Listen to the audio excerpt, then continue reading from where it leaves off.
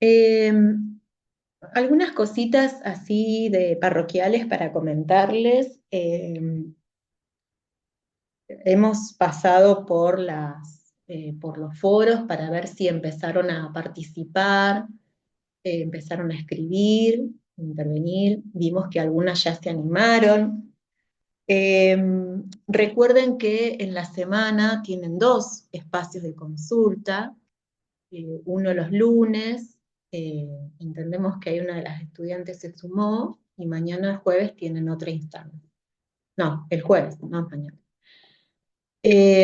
Aprovechen, les volvemos a reiterar que aprovechen estos espacios eh, para poder pensar esto de que les pedimos sobre cómo tensionar los autores trabajados, un poco lo que estuvimos trabajando en estas últimas clases, sobre el concepto de conflicto, sobre el concepto de espacio, ¿no? Y a partir también de cómo aprovechar ese recurso que ustedes utilizaron en el Padlet para poder tensionarlo con la propuesta que aparece para el foro, ¿no? Y también nosotros le propusimos en esa consigna que se animen a pensar un NAC, pero no es si me animo o no me animo, es un poco, la idea es escribir algo y ver qué sucede. Y en ese intento aparecen algunas dificultades. Está bueno que lo practiquen, ¿no? Por eso les sugerimos que sí, ¿no es cierto? Que lo escriban, a ver qué es lo que sale. Porque después, para el 28 creo, no sé si lo hablaron con los otros espacios curriculares, sobre todo las didácticas específicas, y yo ya se los había anticipado en clases anteriores, que estamos pensando y ya hemos armado casi todo un recorrido para las articulaciones de esas didácticas específicas junto con la didáctica general. Y es como una especie de evaluación. Todas estas instancias son evaluadoras y las tenemos en cuenta y les pedimos que revisen, que hagan reescrituras. Pero esa instancia, ¿no? Como que ya tiene un valor, por así decirlo, es como un camino más final, ¿no? Donde se ponen en juego todo lo aprendido. Nosotros, por ejemplo, en el caso de sociales, los conceptos nodales, la categoría de realidad social, ambiente, tiempo vivido, espacio social, tiempo histórico, conflicto. Hoy seguimos con ese concepto, pero desde otras lógicas, que ahí lo vamos a presentar. Pero ustedes ya a esta altura deben tensionar mínimamente, aproximar estos marcos teóricos, que fíjense, no hay muchas lecturas, no son muchos los textos que le hemos sugerido. Por lo tanto, sería el momento de poder, ya que no tienen, por ejemplo, que nosotros para el día de hoy solamente la propuesta en el foro, pero no tenían otra lectura además de la que les propusimos eh, sobre Ana Rodríguez, sino que es una instancia también para aquellas que ya participaron de volver sobre esas otras lecturas, reforzar lo que aparece en el diseño curricular sobre los NAC y los contenidos expresados en acciones desde Asia, porque advertimos en estas intervenciones, en estas pocas intervenciones que aparecieron en los foros, que hay dificultades sobre todo en los NAC, como que todavía les cuesta identificar los núcleos de aprendizaje por campos de experiencia. ¿Cómo podemos resolverlo? Aprovechar los espacios de consulta, porque ahora de manera tan general y amplia no los podemos ir a ver uno por uno, eh, pero sí me gustaría saber, yo las voy leyendo, pero sí me gustaría saber si lo pueden ir resolviendo, porque a partir de allí después hay que empezar a pensar una secuencia o alguna propuesta, que es lo que va a aparecer en esa instancia evaluativa. Bien, bueno, buenas noches, no sé si hay alguna más. Bien, ¿alguna duda? No. Bueno, la propuesta de hoy, voy a compartir pantalla. No, primero vamos a compartir.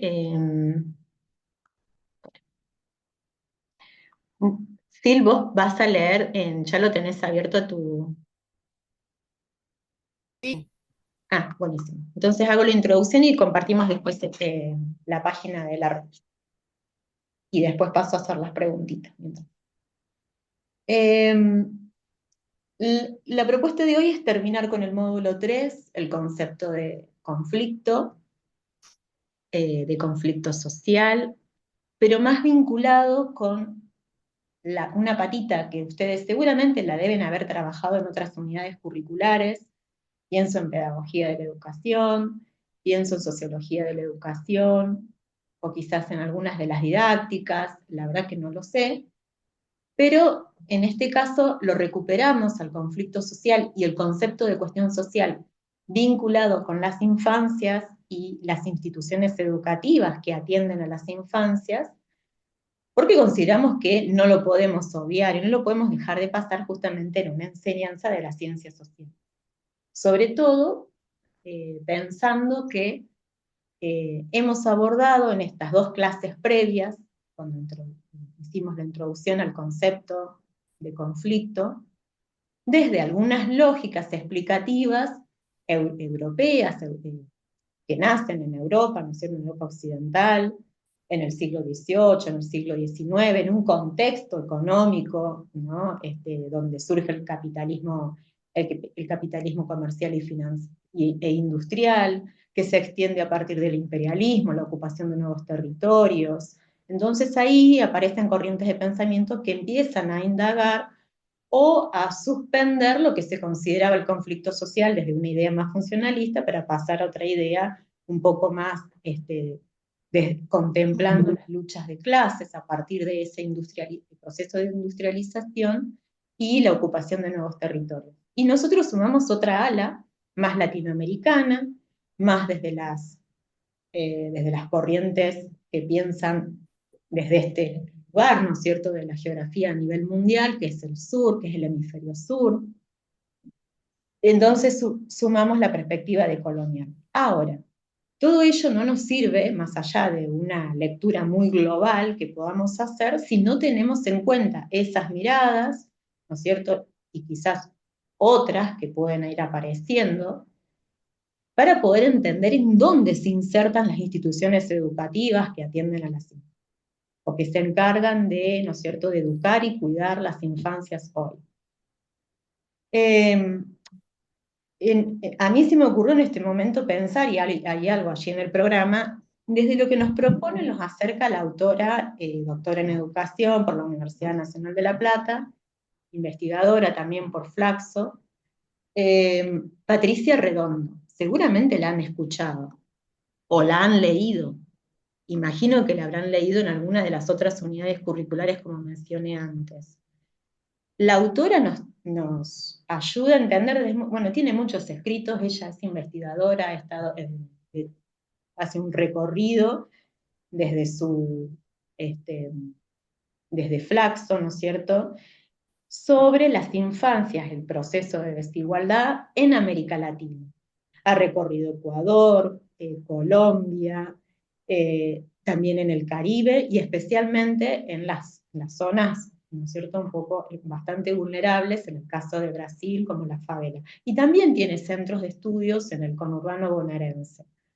Entonces, por lo tanto, creo que tiene una autoridad, o por lo menos podría haber buscado otros autores, pero en este caso, ¿no?, escogimos a Patricia Redondo, que nos trae justamente el concepto de cuestión social y que por allí también nos abre, ¿no?, nos permite entender el conflicto o la teoría del conflicto social con estas teorías que yo les estoy mencionando anteriormente, en estas instituciones educativas dedicadas a la infancia. Bien, esa es una introducción. Ahora, lo que les voy a proponer, o sea, proponemos algunos recursos para pensar la realidad, ¿no es cierto?, que atraviesan las instituciones educativas, ¿no es cierto?, pero es una realidad en contexto pensando en estas otras cuestiones que tienen que ver con la desigualdad, la inclusión o la exclusión. ¿Qué pasa con esos contextos que atraviesan las instituciones y cómo, ¿no?, cómo cobijar a las infancias en ese sentido? Pero bueno, partimos ahora de un recurso para que ustedes puedan ir analizando a partir de la poesía, a partir también de las expresiones artísticas, donde se cuelan justamente las realidades, donde hay lecturas que nos invitan a pensar, ¿no es cierto?, estas instancias, algunas dolorosas, otras no, si las negamos, si las omitimos a esas otras circunstancias, ¿qué pasa con esas infancias? Entonces, bueno, ahora ahí Silvina va a leer unos relatos y después y vamos haciendo algunas preguntas después, a partir de estos recursos. No sé si se entendió, si fui clara, si alguna quiere, eh, alguna de las compañeras quiere, no sé, decir algo más al respecto, si no pasamos al recurso. Por ahí solamente mencionar algo de cómo se vincula esta idea, porque vos, Dani, trajiste dos ideas que vienen del campo de la sociología, que es conflicto, la idea de conflicto social y la idea de cuestión social. Cómo se vinculan y cómo se articulan estas dos conceptualizaciones tiene que ver con preocupaciones de estas teorías, como Dani desarrolló la clase pasada, la teoría funcionalista, la teoría marxista, vienen a explicar ciertas problemáticas que preocupaban en esos marcos de época, ¿no? Entonces, ¿qué hace el marxismo? Explica lo que pasaba con la cuestión social en relación a los obreros, que implicaba cierto sistema de producción y de trabajo donde colocaba a los obreros en un lugar de explotación. Ahora bien, estas teorías fueron avanzando y repensando a partir de nuevos pensadores más contemporáneos y hablan de la nueva cuestión social. ¿Qué significa la nueva cuestión social? Empiezan a aparecer otras problemáticas estructurales que superan a la explotación de los trabajadores y de las clases obreras y empiezan a aparecer estas categorías que hoy conocemos como exclusión, cohesión social, desigualdad social, porque empieza a haber una fragmentación en la estructura de las sociedades que no solo impacta a las clases obreras, sino impacta a otras clases. Y acá en este entramado impacta en relaciones sociales. Por eso es que entra el lugar de las infancias, el lugar de las mujeres, y estas teorías empiezan a mirar qué fragmentaciones nuevas aparecen en estos contextos neoliberales. Entonces se habla en términos de nuevas cuestiones sociales, que son estas que va a ampliar Dani un poquito más adelante, que están vinculadas a la desigualdad, a la cuestión entre inclusión y exclusión, para luego poder pensar las infancias en contexto de la educación. Eso simplemente Sí, quería aportar.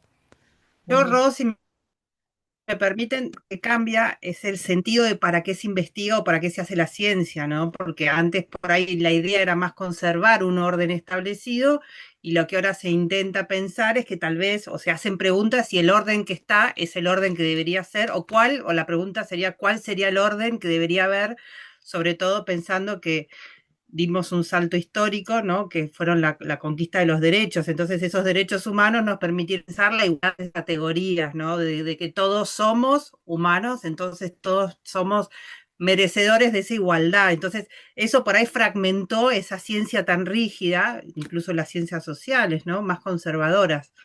Y ahora se abre la pregunta de ¿para qué? ¿Cuál es el sentido de la ciencia? Buenísimo, chicas, esos aportes que ahí más adelante los retomamos con las diapositivas. Bien, Bueno, ahora vamos a compartir, ¿se escucha bien? sí, perfecto. Sí, profe. Buenísimo. Vamos a compartir dos textos breves de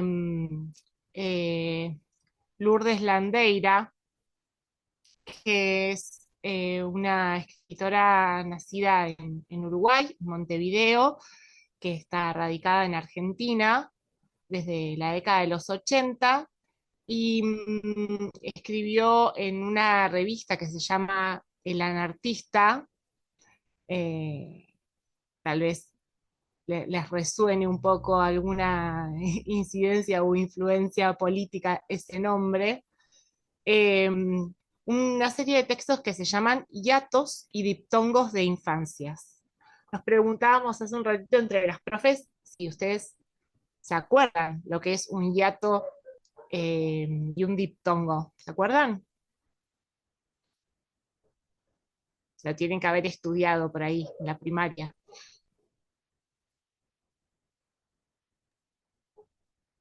El diptongo puede ser ¿No? que ¿No se son acuerdan?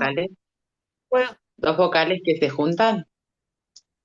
Ese era un diptongo, ¿no? En realidad tiene que ver con las claro. Y vocales el y la hiato separación de las siempre sílabas, sí. son, Y la claro, separación de las sílabas. claro. Cuando separan Siempre sílabas son y dos las vocales que están juntas. que se quedan juntas y el hiato las separa en realidad, me El parece, si mal no diptongo, recuerdo. profe, El es la unión hiato, de dos vocales Claro. en dale, una Cami. misma sílaba.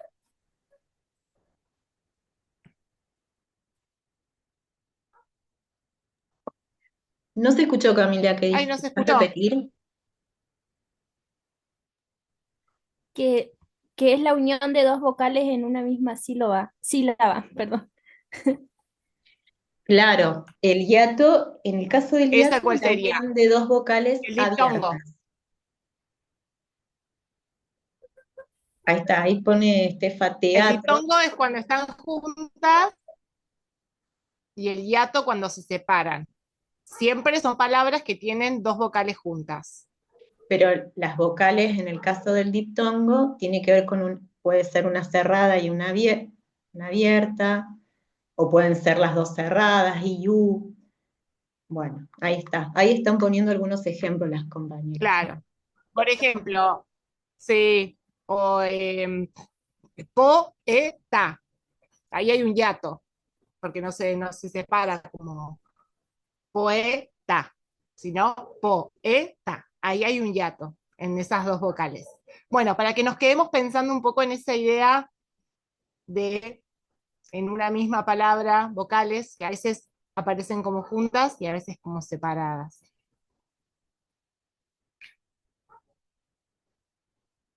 El primer texto se llama Hay una vez. Supimos, sabemos, de niñas y niños, arrancados de sus historias antes de que ellas siquiera los rozaran. En lugar de la caricia, los atravesó un abanico de de míseras violencias encorsetadas en el ocultamiento. Un sitio impropio les acunó entre brazos ajenos. Sabemos, supimos de mujeres y hombres que aún se encuentran con ese pasado, una ausencia continuamente presente. ¿Qué hubo en los años intermedios? Voces, búsquedas, relatos encarnados en fotos blanco y negro, en cuerpos que caminan y vuelan. En una entrevista para este número, Miguel Banatayán dice que lo importante no es que el acceso a la producción de poesía sea universal, sino que la poesía esté en el mundo, ya que solo por estar lo beneficia. No importa, podríamos decir, dónde se produjo el pasaje de esas infancias a esas vidas adultas. Importa que hay una resistencia constante que dio la pelea para hacer posible pasar del hiato al diptongo.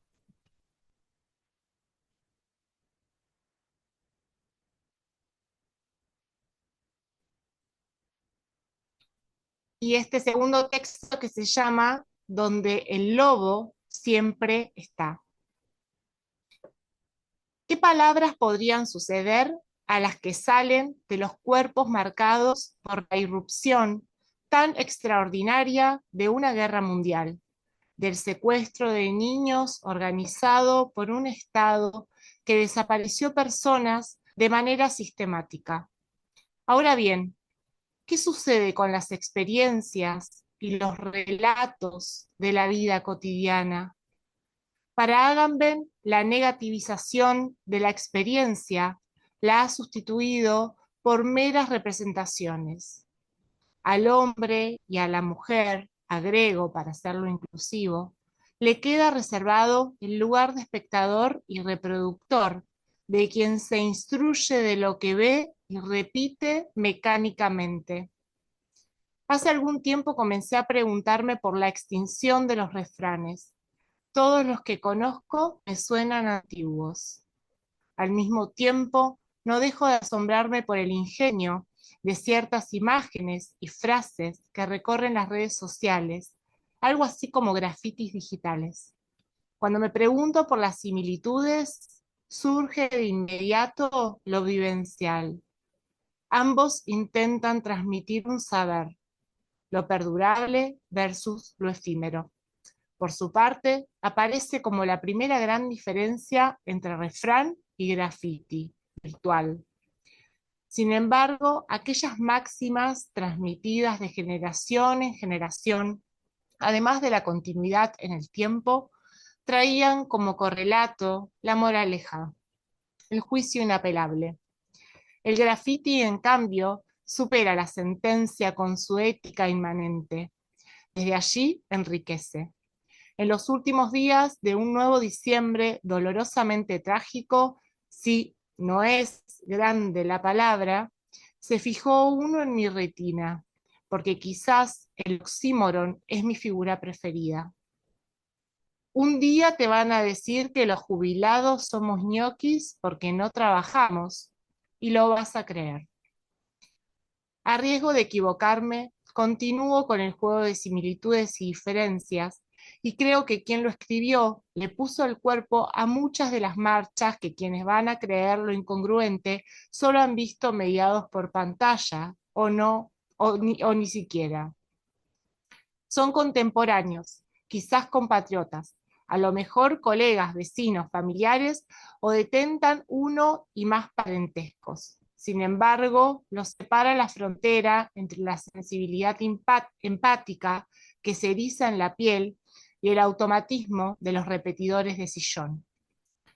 Son como esos personajes de historieta de nuestra infancia que pueden caminar en el vacío, hasta tanto no se den cuenta de ello. Si se dan cuenta, si lo hacen experiencia, se precipitan irremediablemente, dice Agamben, respecto a quienes practican la filosofía de la pobreza que implica la expropiación de la experiencia.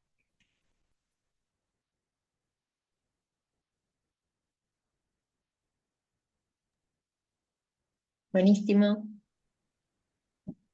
Se escuchó muy bien. Las chicas pudieron Ay, qué escuchar. bueno. En un momento me apareció un cartelito que decía su conexión es inestable. ¡Ah!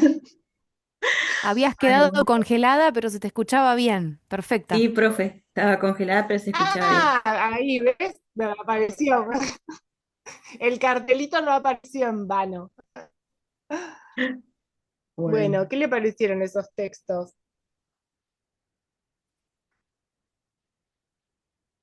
Bueno, había unas preguntas ahí para compartir, Dani, ¿van ahora? Sí.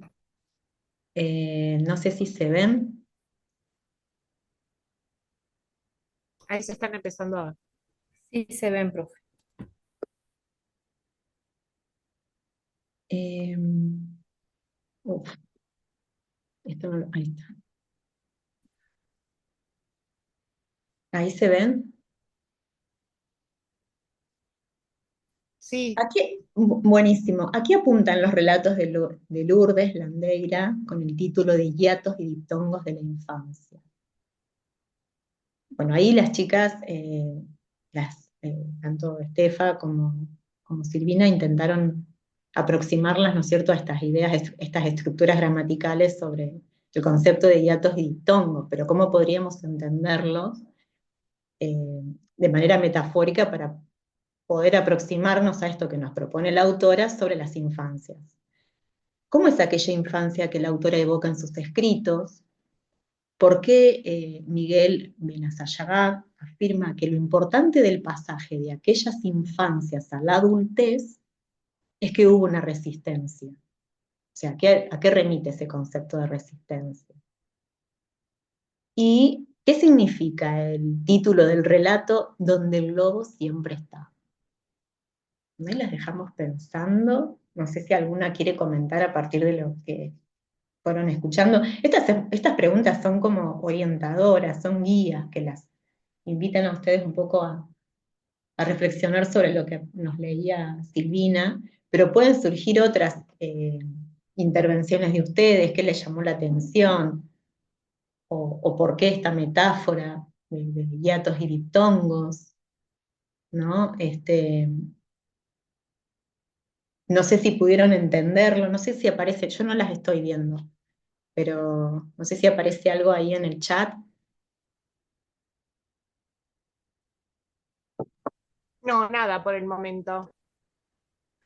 Bien, bueno, Ahí se van a ir animando, seguro.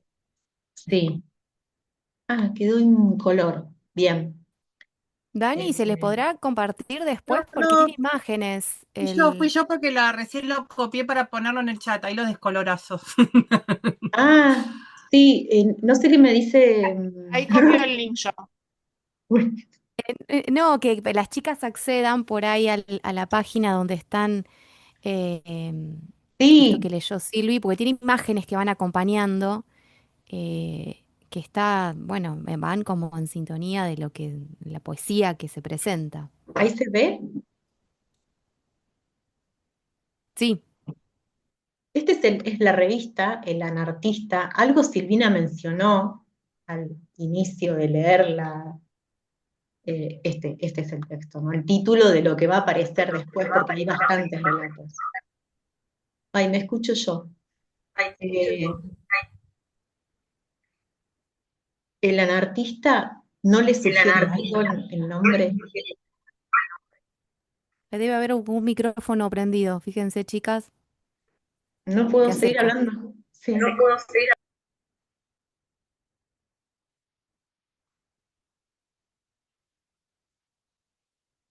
¿Ya está? ¿Se apagó?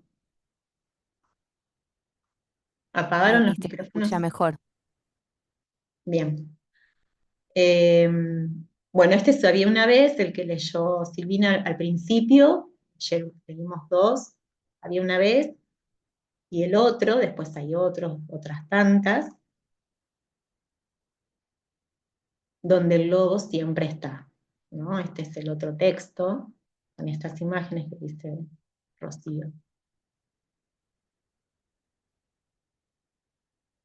No les... Ahí hay un aporte, bien. Dani. Ay, buenísimo. Mara dice, suena como anarquista el anartista.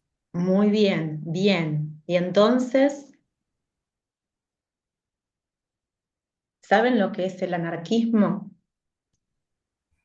Parece como una analogía, profe.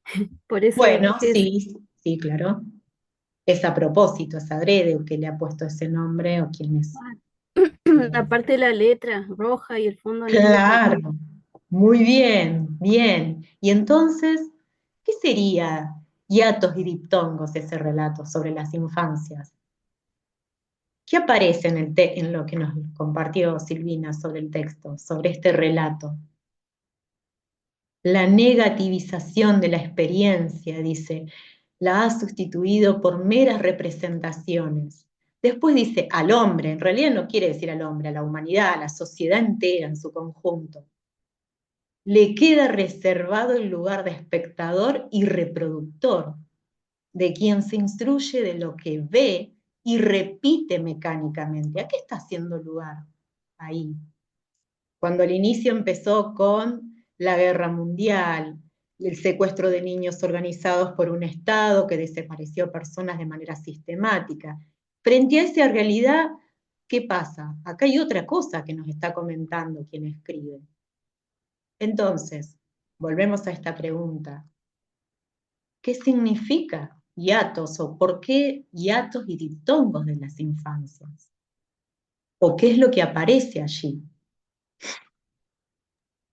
Los diptongos, se me hace la idea de que se refiere un poco a las cosas a las que se le han dado continuidad, ¿no? Que a pesar de los conflictos sociales presentes y demás, son cosas que no se pueden separar o que no se pueden romper. Y el hiato son justamente estas cuestiones que sí vienen a hacer esa separación entre la infancia, sus vivencias, el deber ser y el cómo son. Bien, es al revés. Podríamos entenderlo al revés. Los hiatos vienen a representar la continuidad, ¿no? Y el diptongo, que es el que rompe las sílabas en la estructura gramatical, es el que provoca el acento, eh, estaría generando esos puntos de inflexión que vos mencionas. No sé quién es la que está hablando. Gloria, yo lo entendí como que como el diptongo sigue junto y no se rompe a pesar de Bien, la bueno. separación. Desde ese lado lo leí. Pero sí, está bueno como lo propone usted. Bien, es por ahí, Morales, es por ahí. ¿Qué más? ¿Hay alguien Dani, más?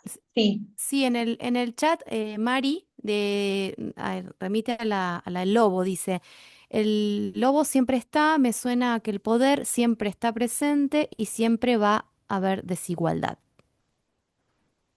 bien, también. ¿Qué más?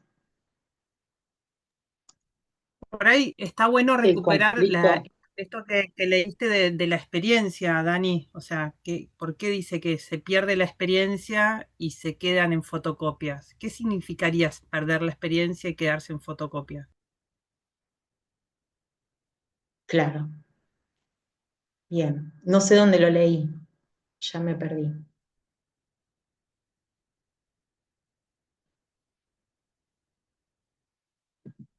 Sí, puede ser que se refiere a que queda como plasmado, porque dice en fotocopia queda plasmado como en blanco y negro, como eso. Bueno, en blanco y negro, ¿qué más? Muy bien, podría ser por allí.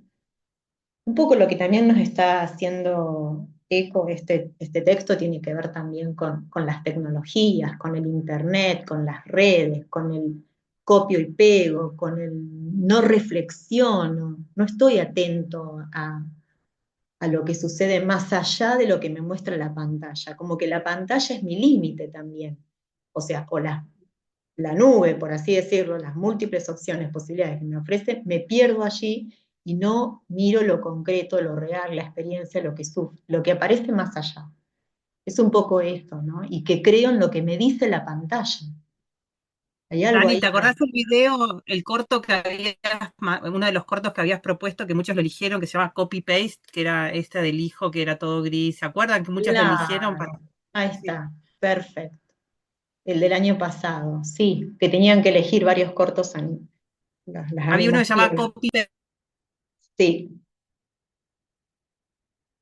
Bueno, es un poco por ahí la propuesta, ¿no? Que por supuesto que estaría bueno también que después se los vamos a compartir para que ustedes lo mastiquen un poco más, lo asimilen, lo lean tranquilas.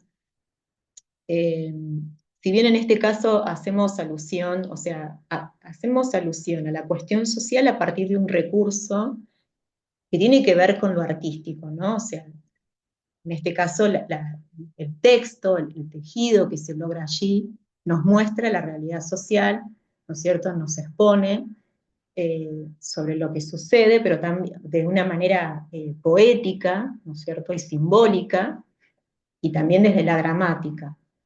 Eh, Nos lleva a esos rincones por ahí medios escondidos, a esos bordes de la realidad social que a veces están teñidos de armonía, de que está todo bien, de lo neutral, eh, del no me meto, por algo, no sé, pueden aparecer un montón de expresiones que refieran a aquello que aparece no me toca de cerca y le pasa a otros, a otras.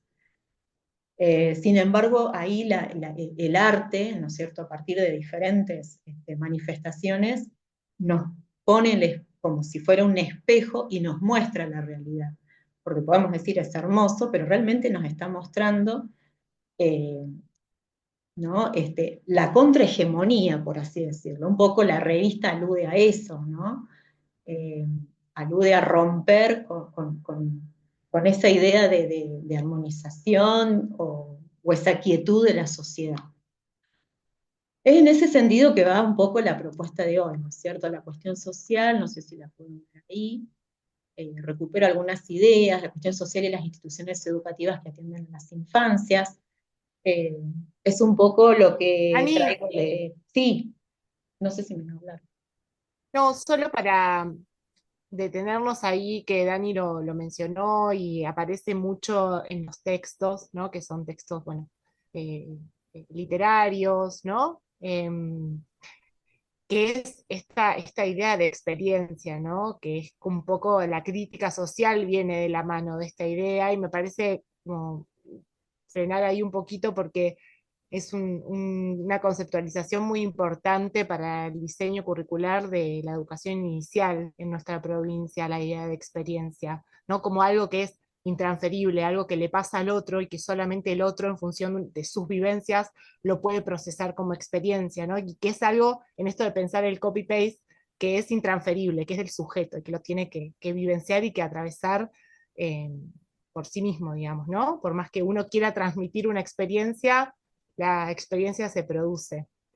Me parece nada eso, solo para agregar como también para pensar con relación al diseño, como esta categoría eh, nos ayuda también a pensar en este tiempo, ¿no? En este contexto y en una mirada crítica hacia este contexto. Bien, sí, tal cual. Y creo que eso un poco nos conmueve desde ahí la propuesta de los relatos que aparecían en el recurso, en la revista, justamente con esa experiencia que menciona Silvina. Bueno, ahí les comparto algunas experiencias. Después se los voy a enviar por el aula, a través del aula.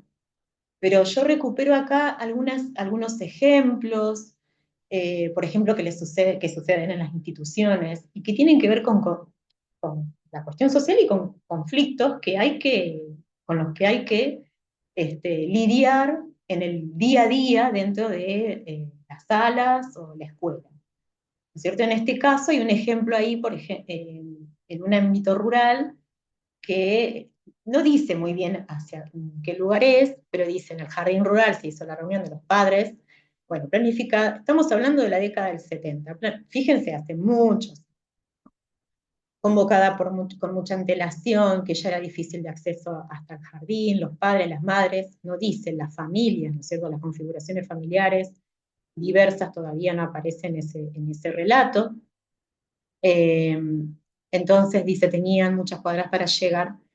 Unas semanas antes se había instalado en la zona una colonia de familias agricultores japoneses que no hablaban castellano y habían comenzado a mandar a sus hijos, o a sus hijos en este caso, y ese día llegaron, bueno, varias familias asisten a la reunión sin comprender lo que estaban tratando de mencionar y solamente sonreír. Dice, estas familias que tardan mucho en aprender el idioma, no así los más chicos, que ya oficiaban de traductores, utiliza el concepto de oficio, es interesante, nunca dejaron de asistir a las reuniones. El vínculo con las familias de dicha colonia solo era mediante señales y saludos cordiales. Las sonrisas era la manera de intercambio.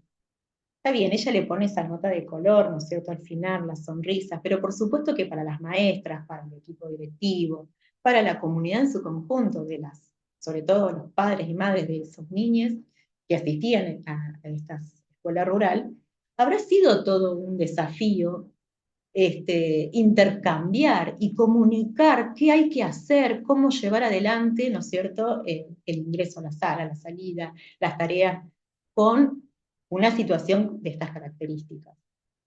Entonces ella arranca, ¿no es cierto?, estamos hablando de Patricia Redondo, arranca con esta propuesta que me pareció interesante compartir, que es algo de la vida cotidiana y que les puede suceder a todos en sus clases, ¿no es cierto?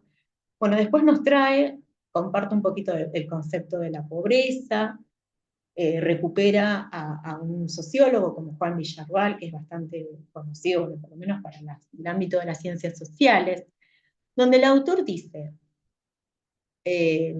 también, ¿no es cierto?, estos conceptos, como dijo al inicio Rocío, hay más conceptos, ¿no es cierto?, que acompañan la comprensión de las cuestiones sociales, ¿no es cierto?, actuales, porque justamente no alcanzaban aquellas explicaciones teóricas que venían de Europa, ¿no es cierto?, para poder entender por lo menos lo que pasa en América Latina. Les mencioné al inicio que Patricia Redondo tiene trabajos de investigación en América Latina, por lo tanto sus trabajos apuntan a esas situaciones que aparecen en las infancias. La pobreza, la inclusión, la exclusión, el concepto de los binomios de desigualdad e igualdad. Y en este caso ella recupera ese autor, ¿no es cierto?, donde dice que antes la pobreza se presentaba y se entendía como una falla del sistema. Ahí aparece esa conceptualización vinculada a lo que estuvimos viendo sobre el funcionalismo, lo que ustedes han elegido después para trabajar en el foro. La falla del sistema, entendiendo el sistema como algo funcional. Y el sistema podríamos aludir al modo de producción capitalista en este caso. Dice, y lo central era resolverla mediante mecanismos estatistas vinculados a lograr obtener una inclusión disciplinaria. Bueno, ahí, nuevamente, ¿no es cierto?, el Estado viendo la posibilidad de cómo poder manejar, ¿no es cierto?, a través de redes, cómo poder controlar, eso también lo trabaja Foucault, cómo poder controlar a la sociedad, independientemente de que estén atravesando situaciones de pobreza. Sin embargo, dice, en la actualidad, lo que requiere el capitalismo financiero o tardío de las sociedades postindustriales, dice, es controlar, dice, es controlar a los que quedan fuera, aunque no panópticamente. Panópticamente tiene que ver también con la disciplina, ¿no?, sino desde la segregación territorial, la fragmentación social y la deslegitimación de los excluidos. Algo que vemos en las pantallas hoy, en los noticieros, ¿no es cierto?, fragmentar, excluir, la clase media que desaparece, el pobre cada vez es más pobre, aparecen nuevas formas de pensar la marginación. Por eso es interesante, ¿no es cierto?, entender por allí estas conceptualizaciones para poder entender en qué contexto se encuentran las instituciones educativas.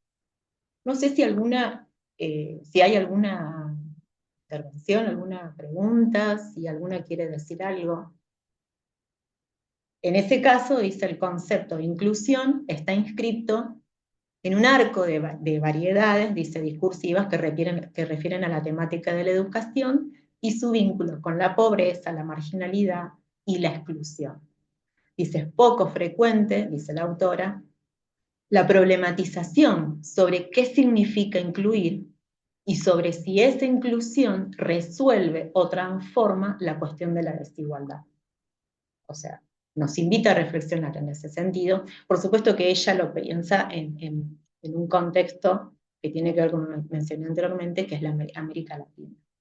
Y ahí ella nos comenta, ¿no?, aparece también el trabajo infantil, algo que parecía que estaba resuelto en las primeras décadas del siglo XX, sin embargo, dice, eso permanece hoy por hoy, el fenómeno de la infantilización de la pobreza. Por eso nos hace alusión al concepto de pobreza y al concepto de inclusión. Después lo miran. Y algunas problematizaciones, dice, más actuales, dice, que propone la autora, para comprender esa complejidad de la realidad social que atraviesa la educación inicial en la Argentina. Este texto está escrito en el 2020, o sea, en una pandemia, pero tranquilamente podría referirse a lo que estamos atravesando hoy, ¿no es cierto? Entonces, por ejemplo, nos propone algunas pinceladas, dice ella, la masiva incorporación de la mujer en momentos de crisis económica, al mundo del trabajo, un mundo de trabajo donde es más flexible, más precarizado. También esa modificación en las estructuras familiares, el cambio de estatuto de la marginalidad, algo que les mencioné antes, cómo afecta esa marginalidad o ese cambio de estatuto en el tejido social, ¿no es cierto? Bueno, y las transformaciones en los contextos urbanos, suburbanos, rurales, perirurales, podríamos mencionar, el aumento del trabajo infantil que mencioné antes. También nos dice un eje, podría ser pensar las relaciones entre la infancia, desigualdad, infancia-igualdad, otra vez aparece eso. Y acá nos propone, dice, la necesidad de contar con más y mejores argumentaciones que permitan discutir la responsabilidad tanto del Estado como de la sociedad civil frente a la niñez. Entonces, en ese sentido, nos invita a que le demos lugar, que en realidad el problema no es solamente la exclusión de las infancias en estos contextos, ¿no es cierto?, en este contexto social, sino que el problema también es quienes dan respuesta frente a esa exclusión, y hay un mal funcionamiento evidentemente del sistema que permite que haya las desigualdades, o que haya o que exista la pobreza, y que también no se incluya a las infancias. Tiene que ver con una cuestión de raíz o de matriz o estructural, que es el sistema que falla, que realmente o el sistema funciona así, por lo tanto quedan por fuera, ¿no es cierto?, quedan al margen, marginalizados, este grupo, en este caso los infantes, y también nos permite también pensar qué hace el Estado, qué hacen las sociedades civiles, o qué harían las sociedades privadas, o qué hacen otras organizaciones para poder rever esta situación. No sé si estoy hablando mucho, me gustaría que me digan si se entiende, si se escucha, si todavía están ahí. Acá Mara agregó en el chat todo lo que caracteriza la fase neoliberal de los 90 y lo que nos atraviesa actualmente. Claro, tal cual. Bueno, un poco es por ahí. Hay algunas cosas que recuperé y hay otras cosas que no, y ella llega hasta el 2001, también doctora, y que justamente también tiene que ver con esas políticas neoliberales, ¿no es cierto?, que se consolidan en la década de los 90, que también las menciona.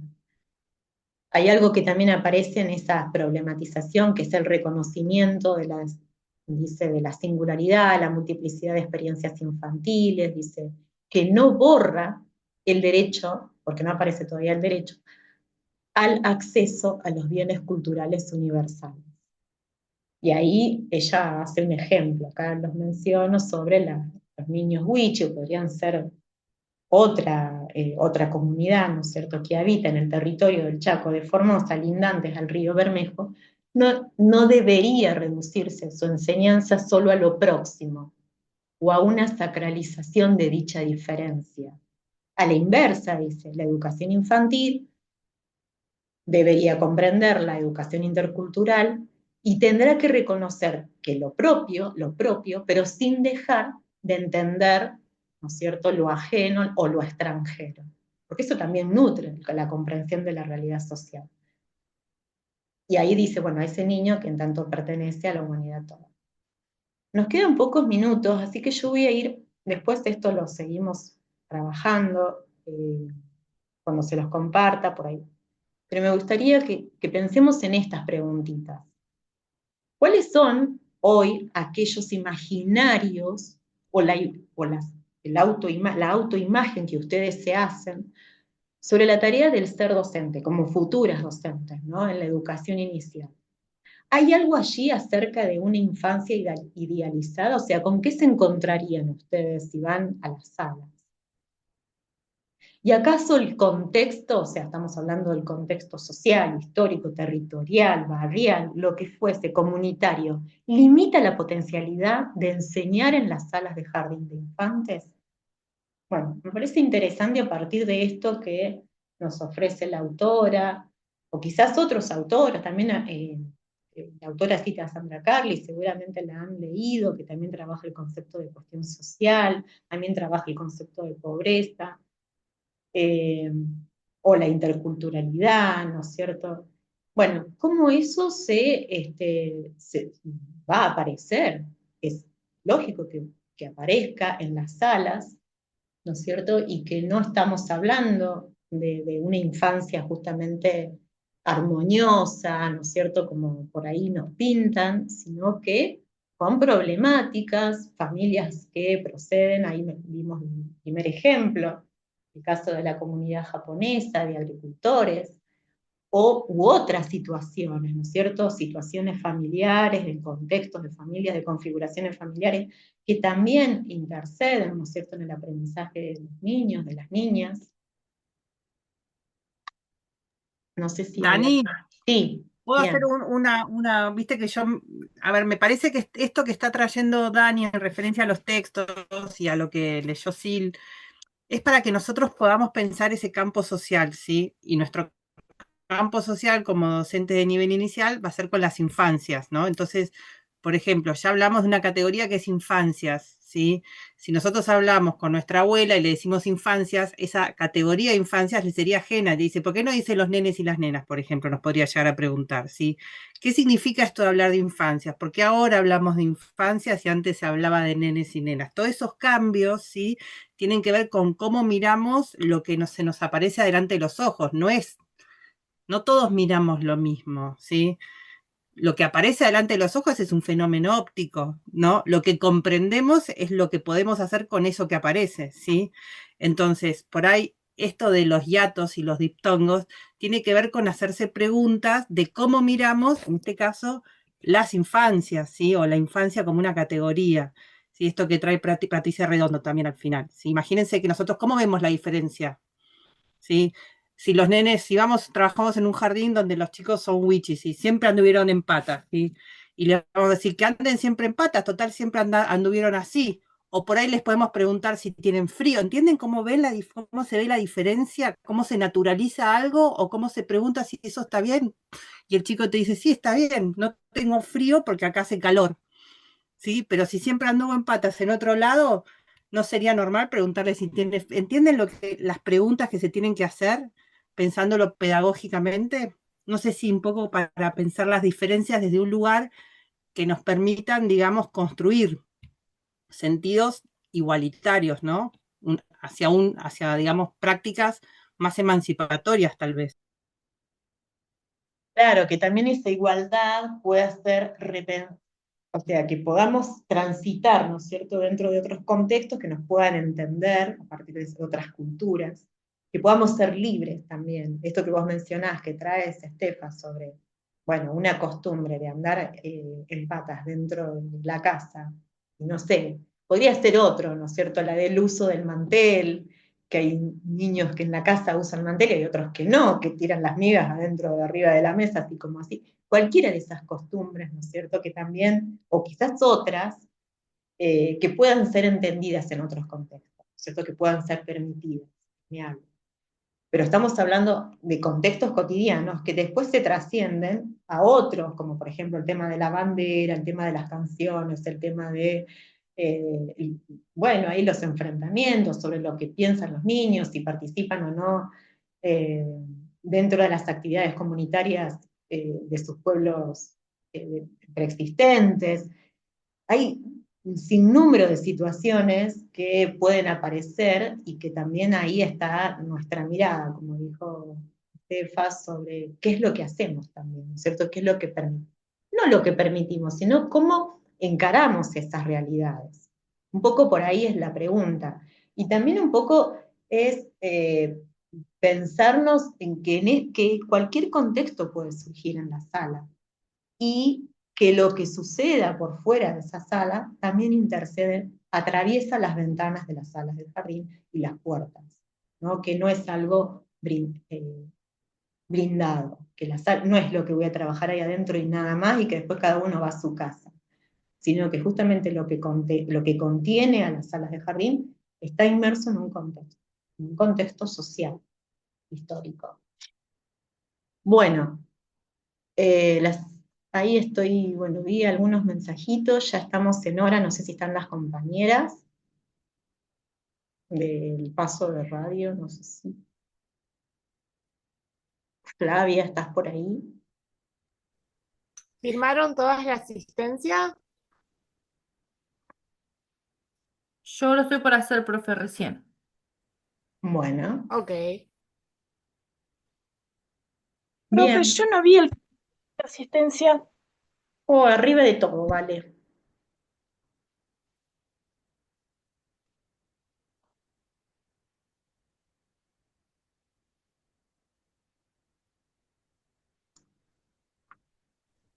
Eh, bueno, si no hay ninguna pregunta, las chicas no las veo todavía. Ah, ahí está, Fla. Por ahí recordar lo del diseño curricular de vuelta, ¿no? De los núcleos de aprendizaje de los campos. Sí, bueno, retomamos lo que cuando habíamos empezado la clase, de que volvieran al diseño curricular, de que volvieran a los campos de experiencia. Yo les mencioné, bueno, está compartido en el aula nuevamente en el SWAI que les compartí en PDF. Les propone leer claves para la enseñanza, para conocer, indagar en el ambiente socionatural y cultural. Ahí hay una propuesta, una unidad didáctica para trabajar el ambiente, que ya lo vimos el año pasado sobre los artesanos y artesanas de la estepa, y que ahí tienen ejemplos también sobre los núcleos, sobre los NAC. Bueno, no sé si está Fla por ahí. Hola, acá estoy, Buenas. preparada ¿Está para este preparada? pase de radio. ¿Cómo andan? Muy bien. Está Andy. Bien. Está Andy. La Dani. Buenas. Hola, chicas. ¿No la habías visto toda esta semana? No. ¿Dónde están? No la veo Ah, ahora. es que siempre estás concentrada, Dani, estás como muy concentrada cerrando la clase. Ay, bueno, perdón. Linda. Aparte ¡Qué está Andy en linda! versión